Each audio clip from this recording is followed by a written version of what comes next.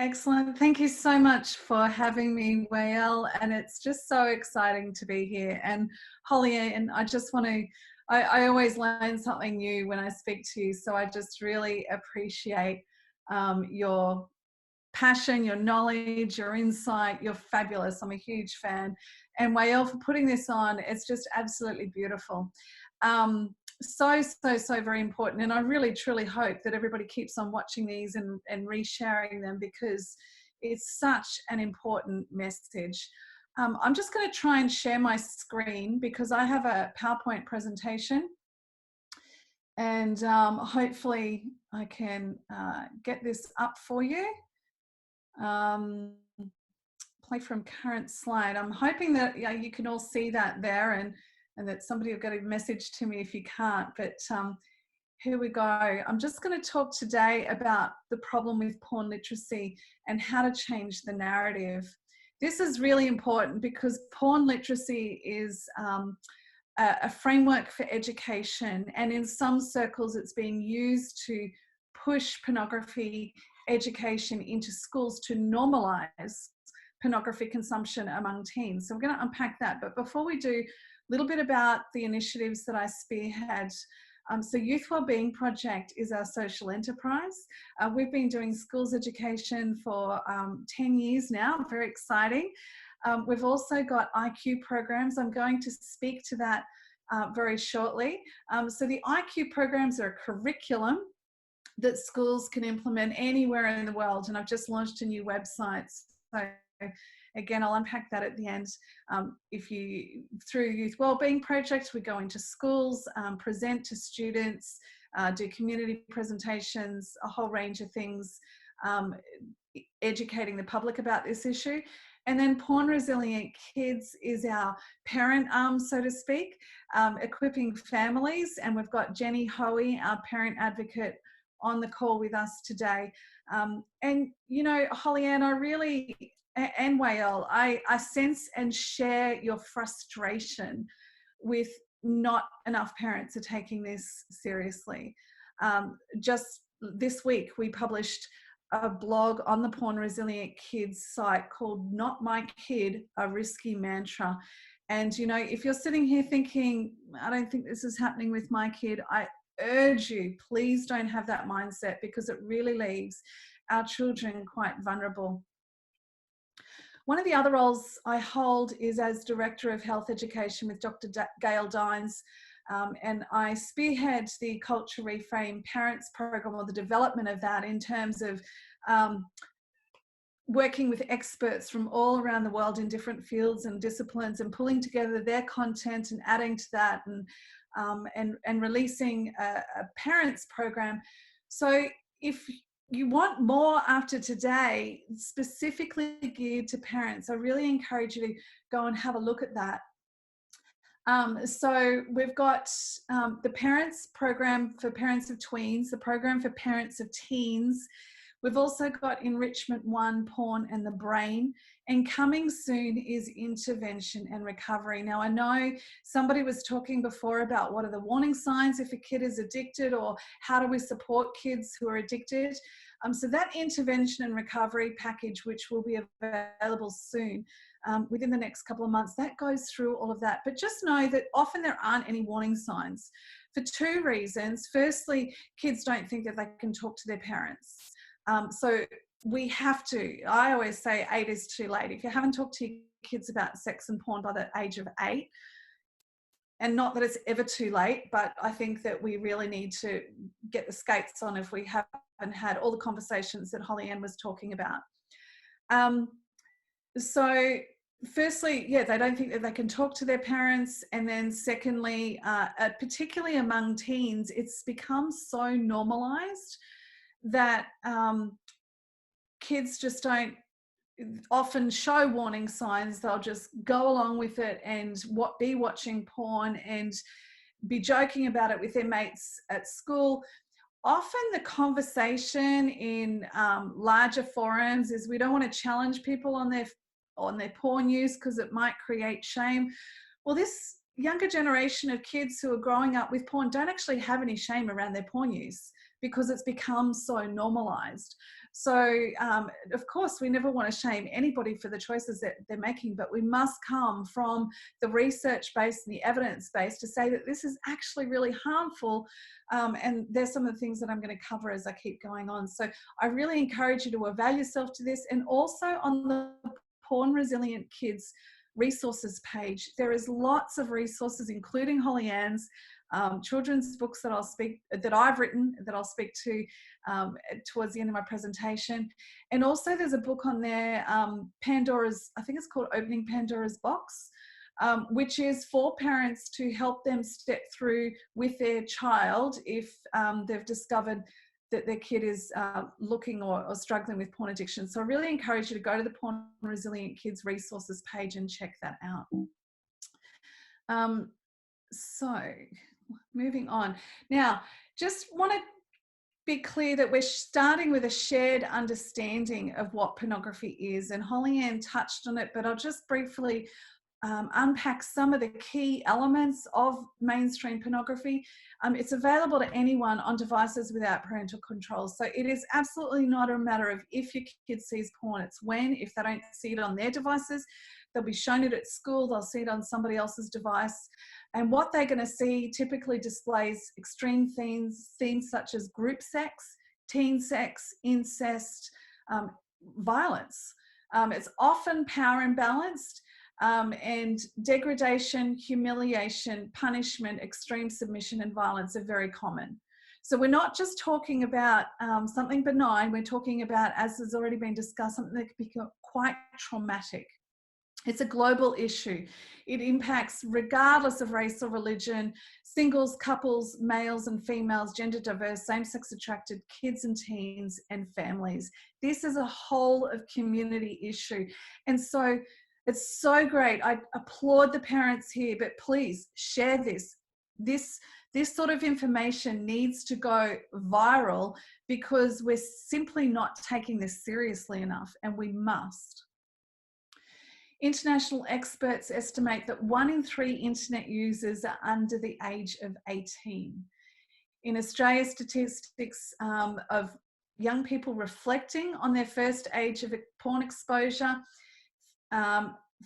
of 15 to 29-year-olds, they indicated that 69% of boys and 23% of girls had seen porn by the age of 13 or younger. And as Holly Ann said, she thinks it's more around the age of 8. The national average age for seeing porn for the first time is 13 years old, with the youngest age mentioned being under the age of 4 years. That was in New Zealand statistics, just came out recently. Anywhere they have access to a digital device without filters or parental controls. This includes in the classroom, on the school bus, in school toilets, and in the playground. An Australian internet filtering company, Family Zone, said that 1/3 of students aged 8 and under attempted to access online porn in the previous 6 months. This included accidental access through unwanted pop-up ads and banners, as well as deliberate searches for explicit materials. That's 1/3 of students under 8. Many stumble across aggressive or violent pornography, which they find upsetting or disturbing. 56% of 11 to 13-year-olds agree that I want to be locked out of websites that are for 18-plus-year-olds. A study of 16 to 17-year-olds found that 51% had been asked to watch porn by a partner, and 44% were asked to do something sexual that a partner saw. Adolescent dating abuse was associated with more frequent porn use and being asked to perform a sexual act that a partner first saw in porn. So it's impacting their mental health, it's impacting their safety, it's impacting their relationships, undoubtedly. So we're going to go through what is public health, what is porn literacy, and looking at the alternative framework that I've developed called critical porn analysis. So a public health issue is when the social issues from the public health perspective involve problems that affect individuals or groups beyond their capacity to correct. This issue is way bigger than what you as parents are able to solve. It's way bigger than what one school can solve, or one government, or any one organisation. A public health crisis happens when it's beyond all of us, and we all have to come together to take responsibility and respond. It's also when we shift the responsibility from individuals being able to solve this towards holding external social causes or influences accountable. So, we really need to hold the porn industry accountable on that. And there's a couple of ways that we can do that. I'll hopefully have time to speak to that as well. But what we're seeing at the moment is a push for a narrative called porn literacy to come into schools. And I've recently read a research paper by Kate Dawson. Now, she's out of Ireland. She's a PhD researcher. She studies psychology and sexual health promotion, including the influence of media on adolescents and young adults, sexual consent, measure and intervention development. She published one of the first research-supported porn literacy program trials. Now, the interesting thing about Kate Dawson is she is a real Your Brain on Porn expert. And they say on their website there was no advocacy group for sex films' positive health effects. So Real Your Brain on Porn is a group that's spearheaded by people who are allies of the porn industry, by people who are saying, you know what, there's no research out there to show that porn's harmful. Porn is great, it's liberating, it's wonderful, and they make a concerted effort. I wish I had time to unpack their tactics and their deception and their lies and their manipulation, but seriously, this is one very well-funded, organized attempt to bury the research about the harms of pornography, which is oodles, like there's 40 years or more of the harms of pornography. But what they do is they end up with key people in the media and constantly commenting, and then not only that, but attacking those like myself, like Gary Wilson from Your Brain on Porn. Now notice how they tried to deliberately deceive the public with their name, Real Your Brain on Porn. Gary Wilson has had a website for 10 plus years called Your Brain on Porn, unpacking the research. So this is how deceptive this group is. So Kate Dawson is listed on their website. Now, I'm not saying that Kate Dawson is being paid by the porn industry. I have no idea. I would hope not. But let's just say that she is on a website that has lots of allies with friends in the porn industry. In retaliation for effectively whistleblowing the negative effects of excessive porn use, the porn industry and its allies are on a mission to defame, deplatform, and destroy NoFap and its founder, Alexander Rhodes. Now, Alex grew up on porn, loved porn, until he found out that he couldn't actually end up with an erection after watching so much porn, and he ended up starting a site called NoFap. Now, fapping means masturbating. And so NoFap is all about abstaining from masturbation or abstaining from porn viewing to stop masturbating to porn. So they have tried to go after him big time. Now, Alex has now filed a lawsuit against the main orchestrator of defamation against him, a Real Your Brain on Porn member, Dr. Nicole Prouse. So, I mean, Alex's lawsuit is going to run into hundreds of thousands of dollars. And if it concerns you, which it should, this is something that I'm as passionate about as what I am educating in kids, is blowing the whistle on this group and the measures that they are taking to destroy people on the front line. So I really encourage you to go and support the NoFap Defend Alex through finances if you have the capacity to, because through his process of the court case, I'm sure that lots of interesting things will come to light that will really help all of us in this movement. And then also, there is an excellent presentation done by Gary Wilson called Porn Research, Fact or Fiction. And he highlights some of these tactics that these groups use that I recommend that you go and have a look at. Moving back to Kate Dawson, her research paper that she published, Toward a Model of Porn Literacy, Core Concepts, Rationales and Approaches. She published this in 2020. And she says at the forefront of the debate around the inclusion of pornography in sex education programs is the negative effects of pornography engagement, despite the fact that research shows that few people experience adverse effects from watching pornography. Whoa. So she twists right there the 40 plus years of research that we have. And of course, not everybody is harmed by pornography in the same way, but as I'm going to unpack, our children are particularly vulnerable. So there's, she's starting from a false premise. Porn literacy is a framework from which young people can critically examine and make sense of the sexual images they see. Let's have a look at how she wants to do this through 8 core concepts that should be underpinned by an approach that facilitates critical thinking. Well, I am all for critical thinking, but I don't think she's talking about the same critical thinking that I'm talking about. Because she wants to reduce shame and increase acceptability of pornography engagement. It's been reported in the media that Kate Dawson also wants to show porn to teenagers in high school. Now, that is so problematic on so many levels.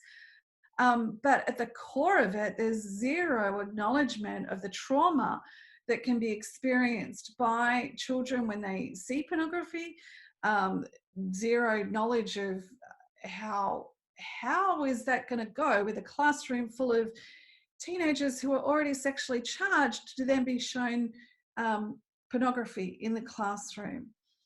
So she wants to increase acceptability, normalize porn engagement, to say if you're watching porn, it's totally okay. That's her approach. And you can see these other aspects that she's got here. She wants to discuss sexual communication and sexual consent. That's great. Body image and genital image, the realities of sex, pleasure and orgasm, physical safety in sex, the role of pornography as an educator, and the sexualization and fetishizing of LGBT plus people. Now, this is a very narrow understanding of pornography impacts. I'm going to unpack that now. So what we know is their motives of porn literacy, as Kate Dawson presents it, is porn as a tool for masturbation. She's involved with a group that has links to the porn industry, and it's narrowly focused on how individuals interact with the content. Okay, so my motive and what I present from is child protection, public health focus for the greater good, and pleasurable sexual experiences that don't involve exploiting anyone in the process. So we've always got to go back to those motives and go, well, what's her motive? And it's clear that it's not great.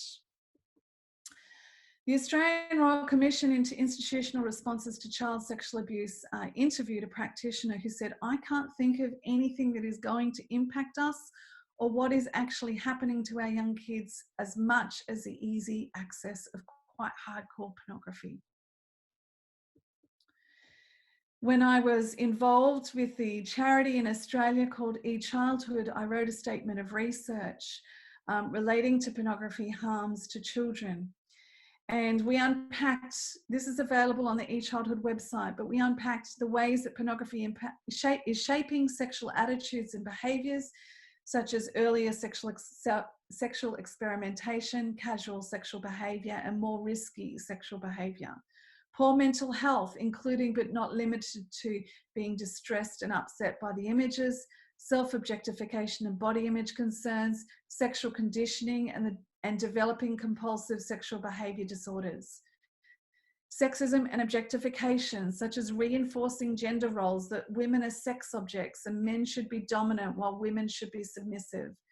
Sexual aggression and violence. Consistently, there is a demonstrated association between regular viewing of online pornography and the perpetration of sexual harassment, sexual coercion, and sexual abuse by boys. Child-on-child sexual abuse, an under-researched area, but professionals are noting an increase of this behaviour influenced by children's access to pornography, as Holly Ann said. This is what the research is stating, and unfortunately, Kate Dawson has no insight into the ways that this is harming children and young people. So how is it? Let's understand these porn harms. Porn contributes to a wide range of harms for children and young people, safety vulnerabilities, mental health issues, and relational and sexual implications.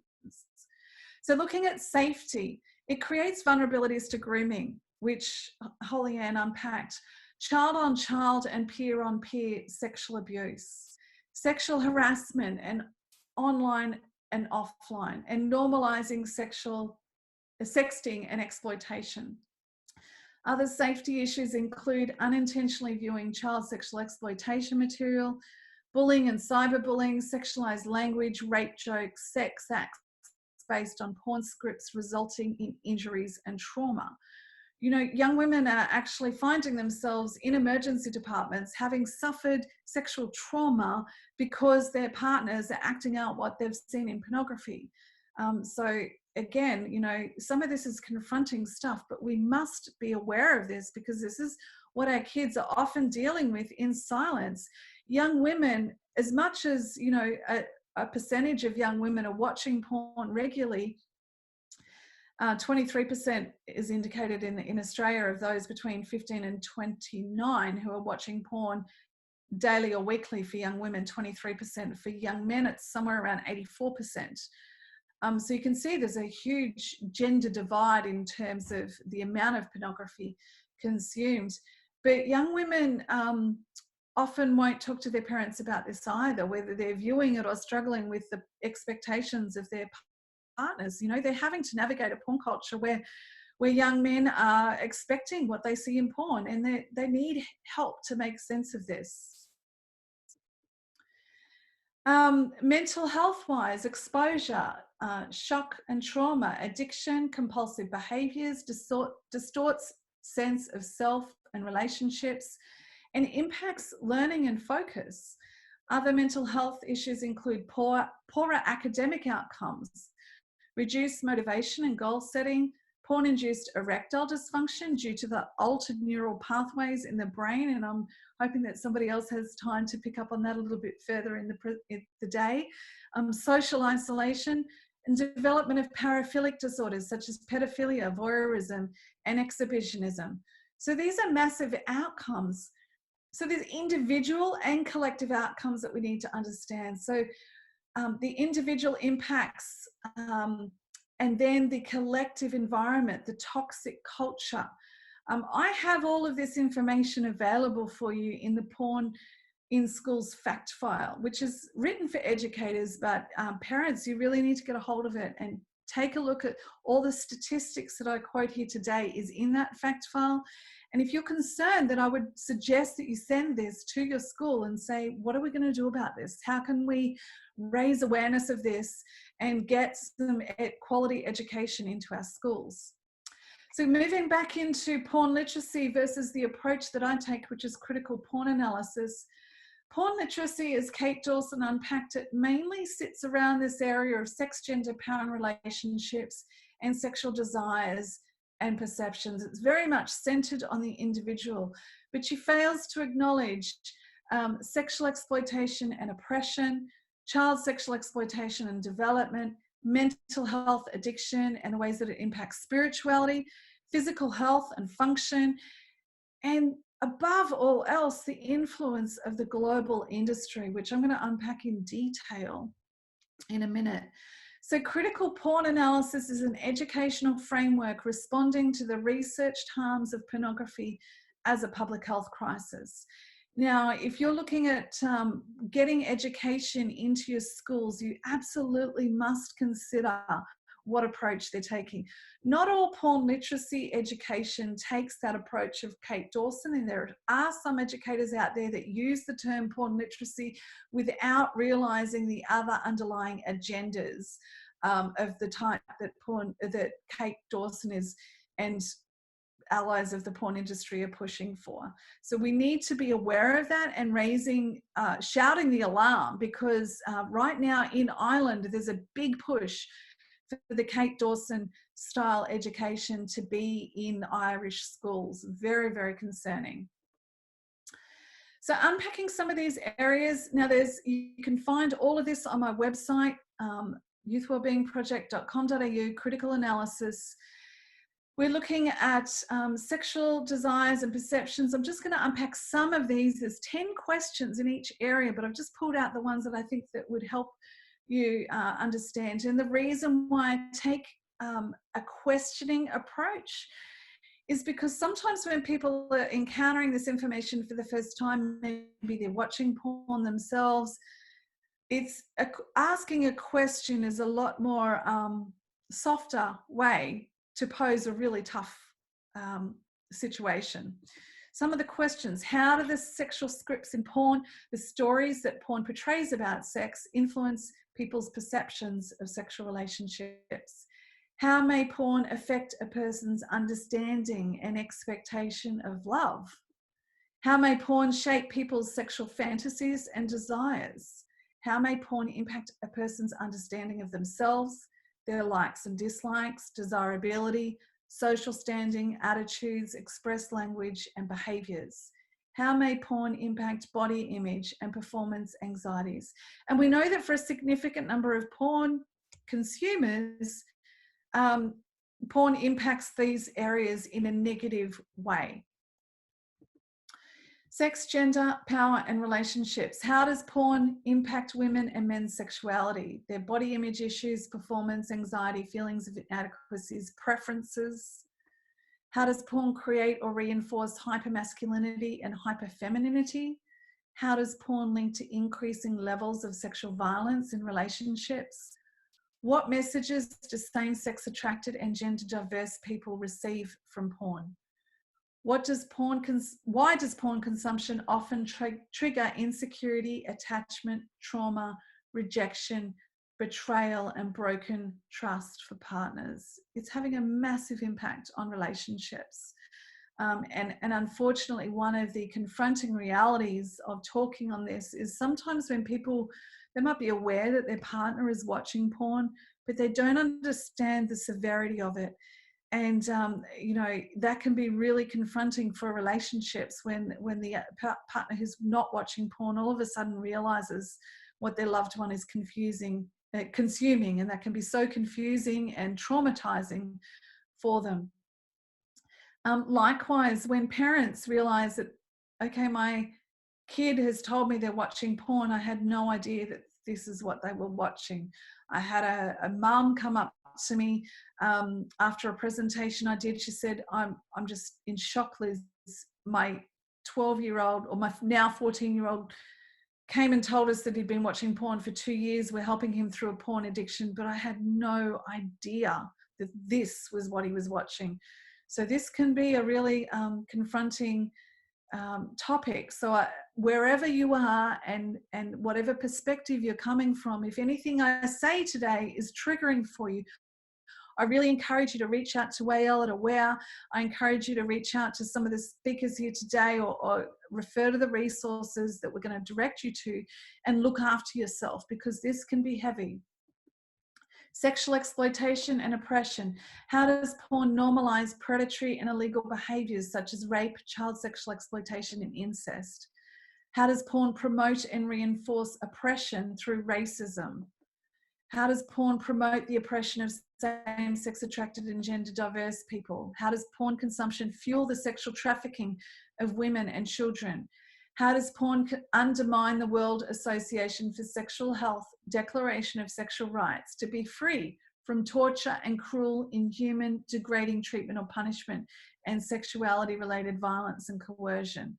You know, the World Association for Sexual Health, they have this list of rights that people have a right to, and that 2 of them are completely violated by pornography in every sense of the word.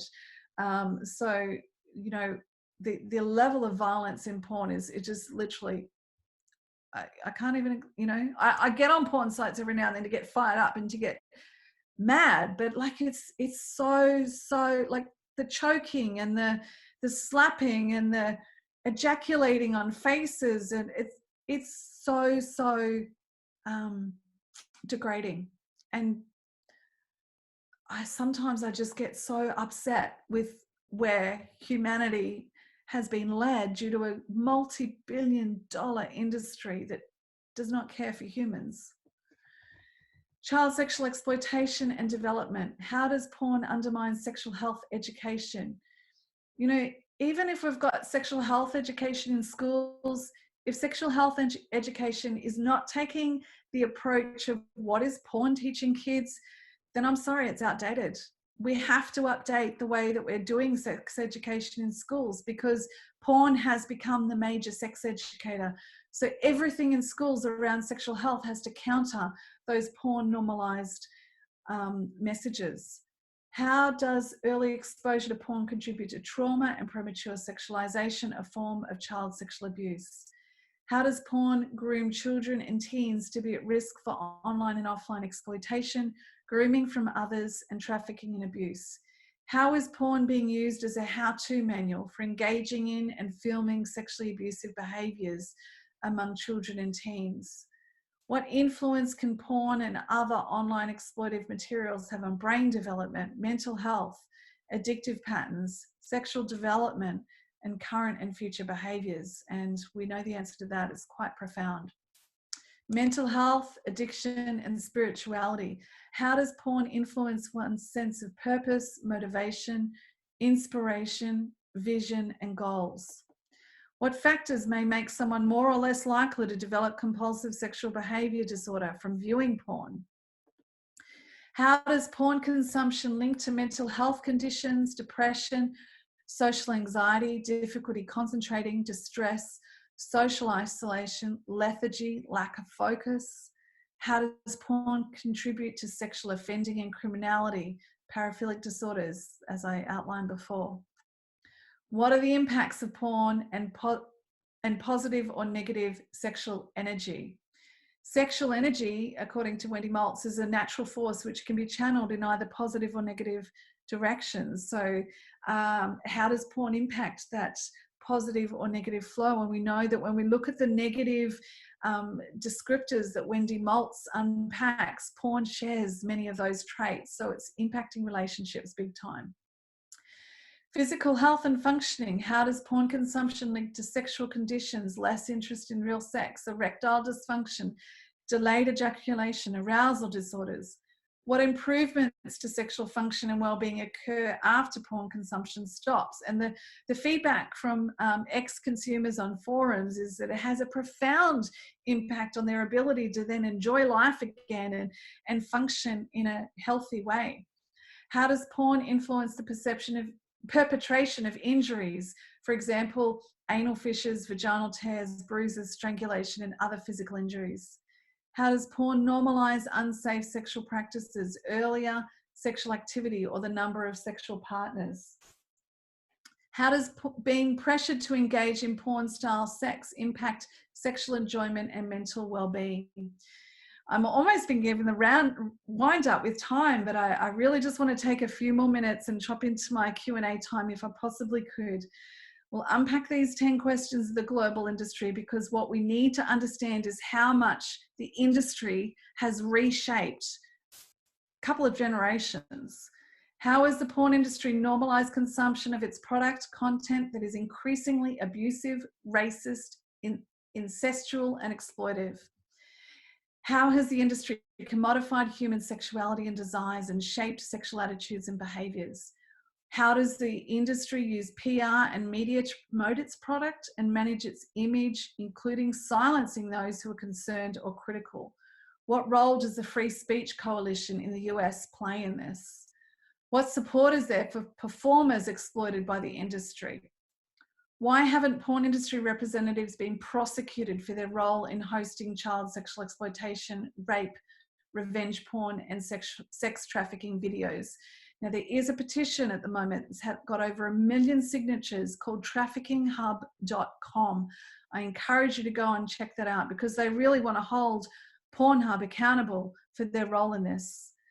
Why does such a lucrative and far-reaching industry remain unregulated despite extensively researched harms? And I wish I had time to speak to that, but maybe on one of these other parent-aware conferences. How does the porn industry interface with non-porn industries? For example, Save the Environment campaigns or sponsorship of sports teams. They try and come into every sector.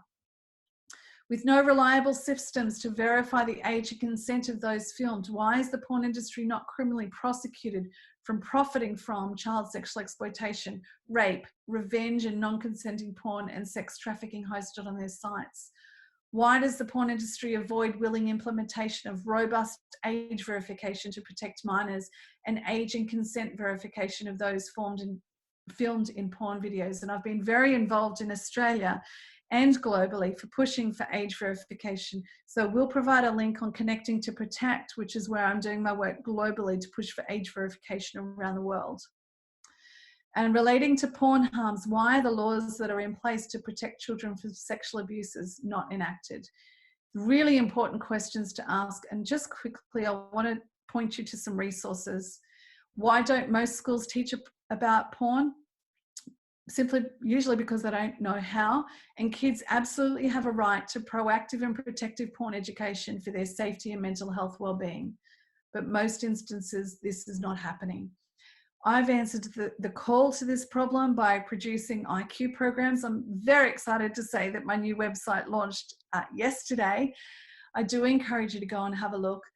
IQ programs equip educators for the task of supporting kids and teens to author their own future instead of the porn industry authoring it. They provide curriculum focused on safety and mental well-being to prevent porn harms. They meet child safety, developmental and well-being needs. Teachers receive guided narratives and comprehensive tools to help them deliver tricky conversations confidently. So this is global education. On our website, our new website, edu.youthwellbeingproject.info, we've got classroom curriculum and online professional training and student presentations. I've also got a couple of children's books. I do encourage you to go to the pornresilientkids.com site and check those out. We've got Millie's Message for ages 5 to 10 and Hamish in the Shadow Secret for kids aged 8 to 12. And as I mentioned earlier, the Porn in Schools fact file, where you're going to find a lot of the information that I presented today, plus all the research that I mentioned. You'll find that in here.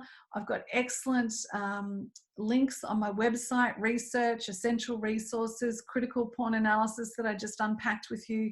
I've got filters, apps, and recovery resources on our site.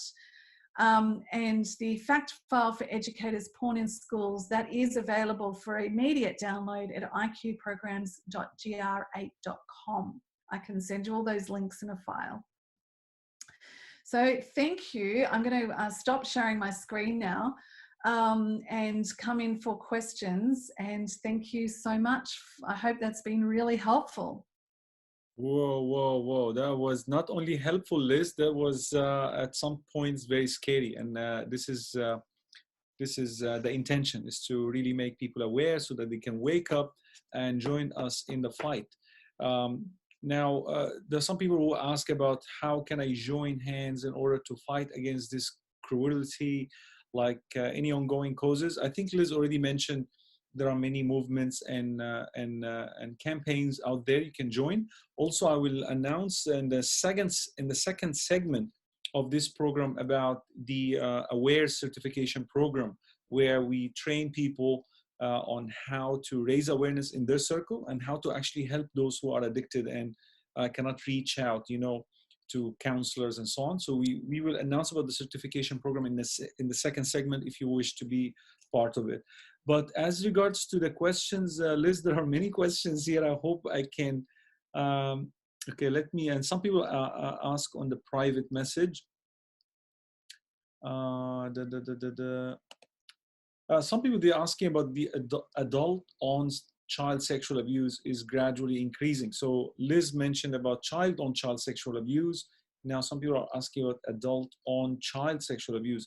I have somebody actually send me, Liz, you have joined me and also Holly Ann on Huda TV recently. The presenter had actually shared with me an really very disturbing video of a medical nurse, male nurse, sexually abusing a girl in an elevator. And this is increasing really in the recent years, especially in Egypt. And they are also, they target children, threaten, sex, how to prevent our children, especially female kids, and how to educate them. I don't see difference between female and male kids when it comes to sexual abuse or any kind of abuse. So how can we prevent this from happening? Well, Holly Ann already spoke to that quite a bit. I just want to back up a bit and speak to the increase in adults offending on children, because that's a really important point. There is a new documentary out called Our Kids Online, and it talks about porn and predators and how to keep your kids safe. I'll put that link in as well because it is absolutely brilliant. But Thorn, who is a tech company trying to trace down instances of child sexual exploitation material online, they said in their newsletter the other day there's been a 15,000% increase in child sexual abuse images online. That's just what they know about. That's not what they don't, and that's over the last 15 years. There was a tripling of those numbers between 2017 and 2019. And during COVID-19, the increase in children being exploited online is massive. Now, a couple of ways to prevent that is keep the phones out of the bedrooms and the bathrooms. If your child has a device, make sure that it is out of the bedrooms, because what is happening is kids are going online and being groomed and then taking images, sexual images, and uploading them online unbeknownst of where that's going to, and then often coerced and groomed and manipulated and blackmailed for more. That's called sextortion. So we really need to be keeping devices out of the bedroom at all costs. The simple way to prevent all of this happening in our own homes is to make sure that we are the go-to as parents. We need to be the go-to. We need to let our kids know that you can come to me about anything. One of the concerning things about a recent report that I unpack in that blog that I first mentioned, Not My Kids, a Risky Mantra. Go to that blog on Porn Resilient Kids, because we talk about a recent report from the Australian Centre to Combat Child Exploitation, and they were saying that a large percentage of parents would react negatively towards their kids. They would like flip their lid if their kid came and told them something, and yet at the same time they thought that a large percentage of their kids would come to see them and talk to them. So we've got to skill up ourselves so that we respond in a calm way. On the Culture Reframed Parents Program website, there is a resource called Compose Yourself. And that's all about, okay, let's be calm. Let's step this through. My kid's watching porn. What do I do? So stepping that through. Also on the Culture Reframed Parents Program website, there is a complete social media and mobile phone contract. If you are giving a kid a device, you are giving them access to the world. So not only do you want filters, you also want really clear guidelines around that. And it will change depending on the age. So for a young child, if they're having a device, it should be a non-internet connected device. Give them a device, but download an app and let them play on the app with no access to the internet.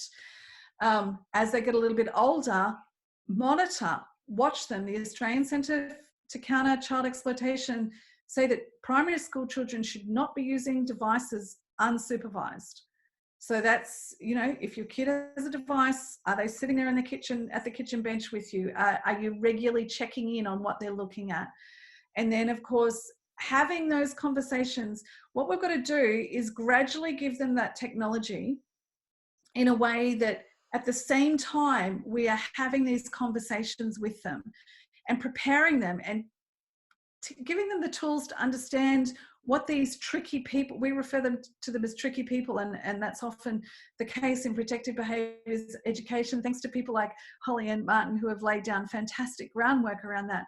But if these tricky people, what are we looking for? Because it's not just the dirty old man. Often that tricky person is a 19-year-old grooming a 8-year-old, because that 19-year-old has been groomed in and of themselves by porn. You know, so we're seeing a massive increase in child sexual exploitation material and predators, but those predators are often growing up on porn and being groomed in and of themselves to become predators. So we absolutely must have lots of conversations. Beautiful. I wanted to commend you on the contract part between parents and children, because I have actually tried that, and it turns out to be an amazing tool. And actually, the kids enjoyed it. If you remember, that contract had two sides. So one side is between you imposing rules on children, and the other side is for parents, like also rules to be applied from parents themselves. Like, you know, when a child come and talk to you while you're holding your device, you have to leave the device. And all these things are actually written in agreement. And the bonuses and how these started, when I was writing that contract with my own kids, they were like fighting over the bonuses. Like, if they abide by the rules, what bonuses and what gifts are you going to give them? And they started to really go creative, and we had really fun writing that contract. We even decorated a board. I wish I could have the time to share with you the photo. I will try throughout the day to share with you that photo of the board that we have created with kitchen timers for every child, device time. Weekends is I give them 3 hours. They can spread out these 3 hours as they please. During school days, they have 30 minutes max. 30 minutes. Use your devices for anything, unless it is, of course, something related to work and all that. And all the devices are in a very open space where everyone can see. No secretive actions when it comes to internet devices, especially when you have children. We will speak about that more later on. Liz, there's someone talking about the being, raised in a conservative place where everything is like banned. Like in Saudi Arabia, all these websites are banned by law.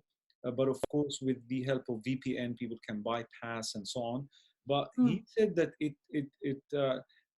because he had a very long message, but I wanted to shorten it. He said that the fear and feeling that everything is wrong, everything should be banned, have had a negative effect actually on his life. Like, I think it turns out to be something with this negative effects rather than positive. What do you say about that? Yeah, look, and that is a common from everything that I understand, that is a common way to feel if that is completely banned. And even in the age verification, like, believe me, I would love to see the porn industry obliterated. I'd love to see it regulated to the ground, and that for all their money sources to dry up. That would be like happy days for me. But well, we have to be realistic, right? And we have to be realistic. And the reality is porn is not going away. And, China, for instance, has just completely banned porn sites. So similar to Saudi.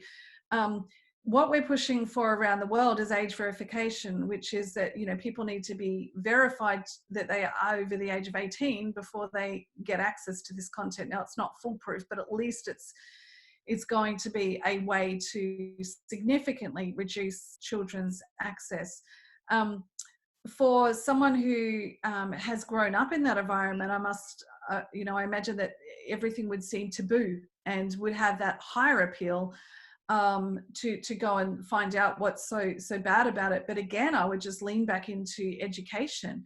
I noticed another conversation, another thing here. How do we talk to teens about porn? Well, firstly, reinforce your own values around it.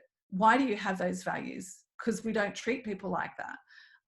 But also for teens who aren't listening, but you know that they're watching a lot of porn, talk to them about porn-induced erectile dysfunction. I once spoke to Robert Jensen, who is a big researcher in this space, and he often talks about, the gender power imbalances, and but he said you're not going to get that message to kids, to teens, when you're talking about the violence and the gender, because the gender power imbalances, because unfortunately the violence has become eroticized. It's become the turn on. So when you're talking to young people about the violence, they're going, yeah, I just watched somebody being raped and it was, I got aroused by that. So we've got to come back to, okay, so what are our values? Firstly, we never ever condone that. But also, when you watch that level of porn, the very thing that you think that you want, which is sex or a sexual relationship, you won't be able to have because you won't be able to get it up. Now, that's the same with women experiencing porn-induced, arousal disorders, not erectile dysfunction, but arousal disorders. So we just have to try for every single opportunity. The most important thing is ourselves as parents becoming informed, becoming educated, making it our business to know this topic as much as we have time for, so that we can then be well informed. Otherwise, our kids are going to go, what are you talking about? Like, don't talk to me about sex when I'm 14. I've been watching since I was 8. What do you know? Like, you know what I mean? We have to be proactive and really, I don't think it matters where in the world you are. This is an issue. Absolutely. Either from that taboo, you're not accessing it, or it's everywhere, everybody's accessing it. Yeah. We have to be talking. And I always play that game with the teenagers. Like I say, guys, how much do you know of the stuff on the internet? Just I'm using that word. And everybody would be giggling, and everybody would be looking at each other. And when I go into details as to what did I mean by stuff, all of them, 100% of the time, they say pornography. They don't even consider chatting with the opposite gender and having some cyber, sex, or removing their clothes, or no. They don't. Their mind don't take them there. What they actually think when I say, what do you do on the internet and the stuff? How much do you know? Everybody know what I'm talking about. They know more than what you think. That's why, as you said, Liz, we have to be proactive as parents and educators and leaders to reach out to those young generation, because they are being destroyed very slowly. By the time they reach to their adulthood, by the time they get married and go into their careers, all the problems start massively explode in front of their lives. I don't know how many times now divorces happened in my coaching experience. I cannot count anymore. So if pornography could lead to divorces, then what are we waiting for? Beautiful. Liz, a question came on private. Will you be giving us permission to share your PowerPoint with the participants? The PowerPoint presentation. No, not the PowerPoint, because most of all the information is available in the Porn in Schools fact file. Okay. And I'm also, straight after, while I listen to the rest of the presentations, I'm going to put together I'm thinking a 2-page handout, but it might be a 3-page handout. But I really want to equip everybody with where to go to get these resources, where to go to skill up. So I'm going to make sure that you get as much information as possible, Beautiful. But I generally don't share my PowerPoints. So we will be emailing all the participants, those who have registered to these events, all the information. So we'll give it 2 to 3 days after the event. Then we will reach out to participants with all the links that are necessary for the next step. And then we will decide the date for the next webinar, perhaps in 3-4 months from now, with more information and a different approach, because this is an ongoing initiative. Last question would be, what are the stress management skills to manage the hard situations for teenagers? How can we equip them with some stress management skills that could prevent them from, I think that's what the question meant, for falling into porn. Yeah. Well, look, I think it most definitely comes back down to managing that technology, like we've already discussed. Aside from the impact of porn, there was recently a study that came out that showed that the more a young person or an adolescent has time on devices, the more likely they are to have mental health symptoms. So whether we're talking about anxiety or depression or mood swings or whatever, because we have to understand that when a young person's online, you know, when yourself, if you're on Facebook, you follow a whole heap of people and topics that you're interested in, and that's what your newsfeed fills with. If you're on Snapchat or Instagram and you start following, and then all your friends, you can't control what they follow, but all the stuff that they like, it comes onto your feed. So the negativity and the constant bombardment. So literally this research found that depression and anxiety and mental health conditions weren't there prior, but they happen as a result of too much technology. So to manage those stress levels, I would really encourage really strong boundaries around technology use. I mean, if your child is used to having their device on them 24/7, that's going to be a little complicated to roll back. But if they are experiencing mental health issues, it's absolutely imperative that they go on a digital detox and just say, okay, like for the next week, let's map our moods and see how we improve without it. What is life like without it? And trying to bring that balance back into face-to-face time with friends and community activities and doing things other than being on devices. Beautiful. Liz, that was amazing. We thank you so much for your presence. We can never thank you enough. We are a little bit over time, but don't worry, next speaker will be myself. So we will end the break on time. So beautiful. How many of you guys, I mean, we wanted to break a little bit the ice and perhaps to just talk a little bit about something different, just to refresh the mood. How many of you are enjoying this? Just type number 1 or yes, we are enjoying, or hey, or open your camera if you wish, and just give a big clap to our presenter. Just to yeah, we have a couple of yeses. Beautiful, beautiful, beautiful. Thank you so much, guys. We really appreciate your presence, and we hope that you can stick around. We will be speaking from different perspectives. As you can see, the educationists have already said their words according to the research. We'll talk about the neuroscience in a while. We have also speakers who will address the issue from spiritual perspective, and this is also something that is affecting a lot of people who are religious, whether you're a Christian, a Jewish, a Muslim, or even Buddhist, Hindu. All religions speak about purity and speaking about living a healthy life. So we have 2 speakers. One, we have already announced who he is. The second, because of his popularity, we said that we would keep him as a surprise. So if you stick around, he is coming and he will be the end of this conversation. Really informative, and the efforts are so appreciative. Thank you, Nabil. We really appreciate your presence as well and your insights. Nabil has been adding a lot of insights as speakers were addressing this issue. Thank you, Liz, once again. I'm gonna mute you for now, not forever, just for now. And I'm gonna jump in and talk to you guys for a while.